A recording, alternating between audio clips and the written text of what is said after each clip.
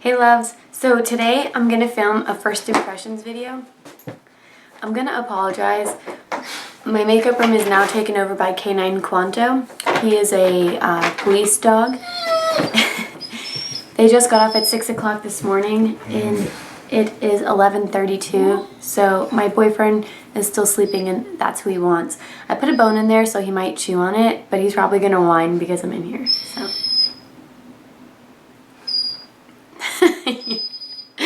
You're fine. You're fine. He'll get up in a little bit. Okay, so the foundation I got, I was super excited to get this. This is the, Quantum, stop. Let me just say it just one time, okay? I'm going to be reviewing the Maybelline Superstay Better Skin Transforming Foundation. Looks like this. I first saw this in my Walmart and I freaked out because I've been waiting for my Walmart to get this. I picked it up, I saw it in there, and then 2 days later I got it. So it was like $9.98 is what it retails for. It's in this beautiful glass bottle with a clear top, and then the pump is turquoise and the writing is in turquoise. And this is 1 fluid ounce, which is your typical foundation size. I got mine in color 30 Warm Nude. I'm going to tell you what the website says about this. It gives an all-day flawless coverage, better looking skin in 3 weeks. The foundation reduces the appearance of spots, bumps, dullness, and redness and gives you brighter and more even, smoother skin. All-day flawless coverage, long wear improves skin every minute you wear it. And it's for all skin types, medium to full coverage. Sounds like something I'd like.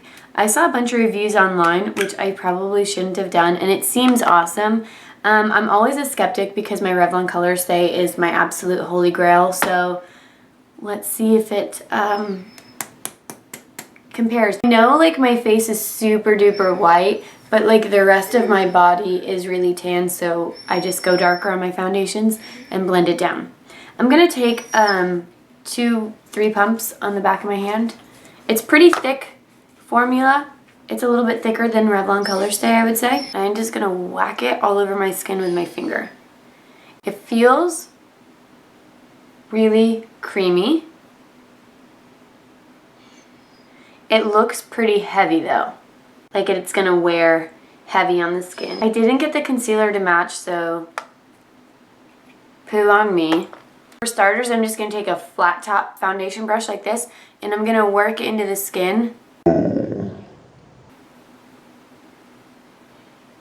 This looks really chalky.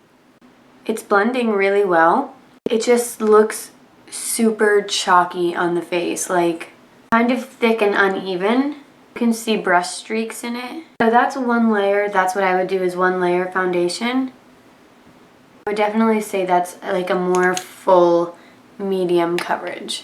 I'm going to go in and build it with my Real Techniques Miracles complexion sponge because this is what I always use. I have really sensitive skin. I don't like to buff all my foundation in with my brush. So far it looks pretty heavy on the skin. Sometimes when you wear it all day, like Revlon Color Stay can be super intimidating, and then it sinks into the skin really nicely as your skin like eats it. So I don't know if this is one of those foundations, but I'm like scared to build in some areas. I can still see a little bit of redness right here and right here. I want to build it, but I'm like a little bit nervous. I'm just going to do it. Just go for it. True test will be how this holds up in my wrinkles on my forehead, because I have some fine lines up there, and foundations love to settle in that. I'm just going to leave that. I'm going to go over my eyes though. This isn't a dewy finish. I would say it's more satin. It's not matte. It's super comfortable, but you can totally feel like you're wearing makeup. So you can see on my skin textures issues. So I'm going to go on to do the rest of my makeup, and then I'm going to come back as I powder it and stuff, and then I'll let you guys know what I think. Quanto's sleeping. Okay. I wanted to show you, can you see? I haven't set my foundation yet, and there's already like build up in my fine lines. So I can push it back out, but it doesn't leave me hopeful for the rest of the day. I'm going to go in with my Maybelline Master Conceal, and this is in 20 Light. I'm going to go underneath my eyes, down my nose, a little on my forehead, and a little on my chin.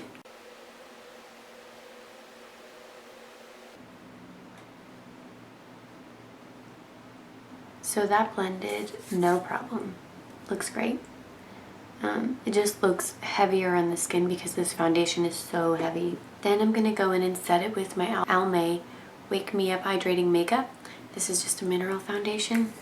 This is what I use every single day. As I push the powder in, the foundation is like moving off my nose. Can you see how much makeup that's collecting in my brush now? That never happens. Oh my gosh. So just look. When I pinch my brush bristles together, they like stick from this foundation. I've been using this brush for like a week and a half with my Revlon Color Stay, and that hasn't happened. Wow, that's disgusting. It's just not setting for me.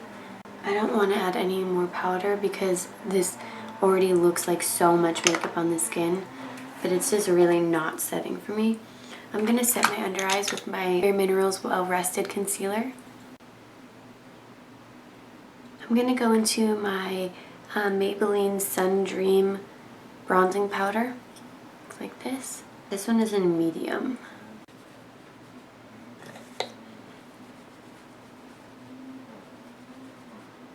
I'm going to go into my MAC Mineralized Blush in Dainty. I'm going to finish off with Wet n Wild's Fergie Lipstick in Be Bought Love.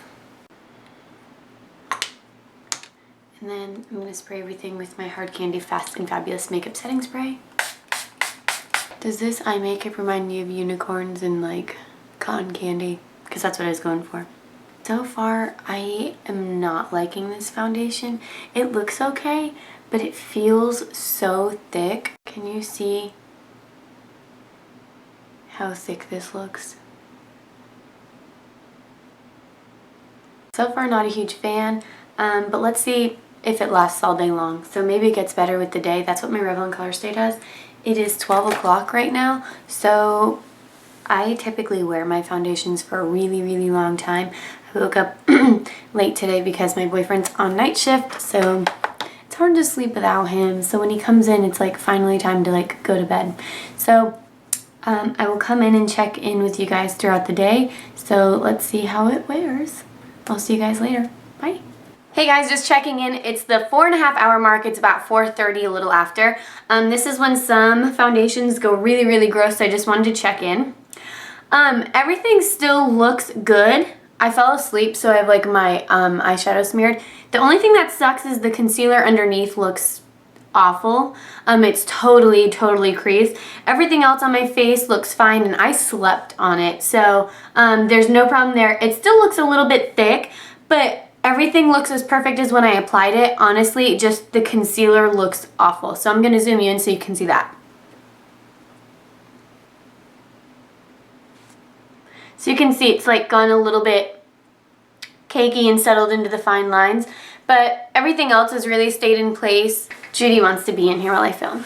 Tanner is the rest of the dogs outside. So everything looks really good so far. Nothing's gone really oily. I will say this is a super tacky foundation, so if you're oily, I don't know how well this is gonna last on your skin, or I mean look on your skin, because it is like, I feel like it's like clay. It's so thick and it's like so sticky. The only thing I can think that would make it not this way is like seriously setting it, but it's such a thick foundation anyways.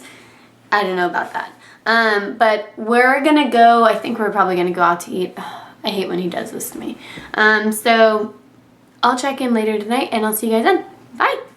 Okay, 6:45, so that's about almost 7 hours of wear. So I would say the only thing I'm noticing is my blush is fading a little bit, and I have a little bit coming off my chin.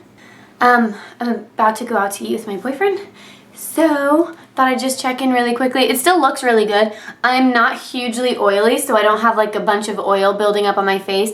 I did have to touch up my concealer. I wear this concealer all the time, and I don't typically have this issue, so I'm not sure what that's about. So I just touched that up, and everything else seems pretty flawless. Still looks thick on my face.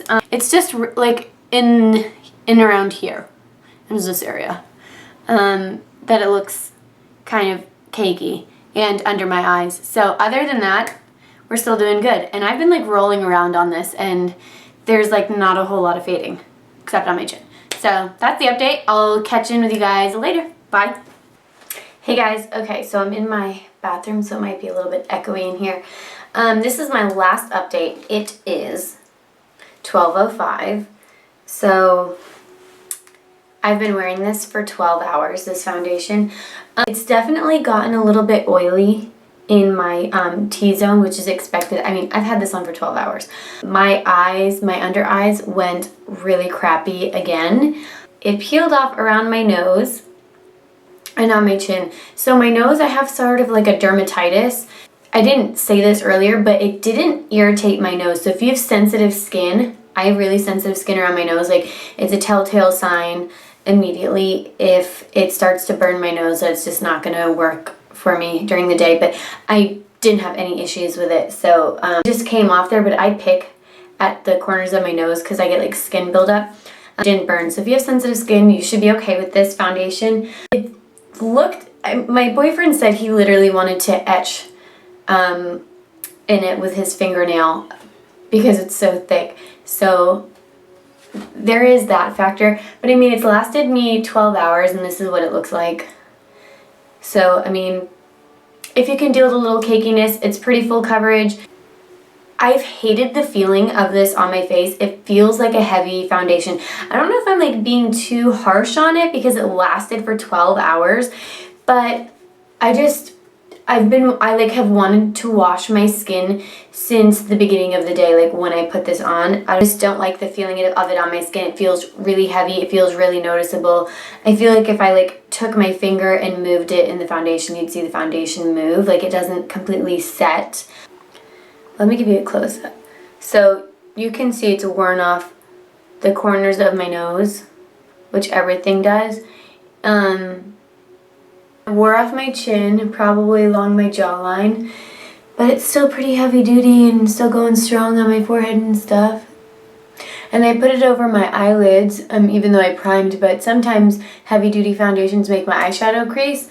This didn't. I don't think I would repurchase this again. I saw the concealer today and I almost got it, but I just don't like this foundation for how heavy it is. Like, this is a heavy foundation, and I don't think this is for like a typical woman. Like, if you're not good with blending, this would not be a foundation for you because you really have to work this into the skin. I don't think this would be good for oily skin. I think this would be good for dry skin. I don't feel like it accentuated any of my dry pieces, but I could see it because it's such like a clay type formula. Like, there's like little bits in it.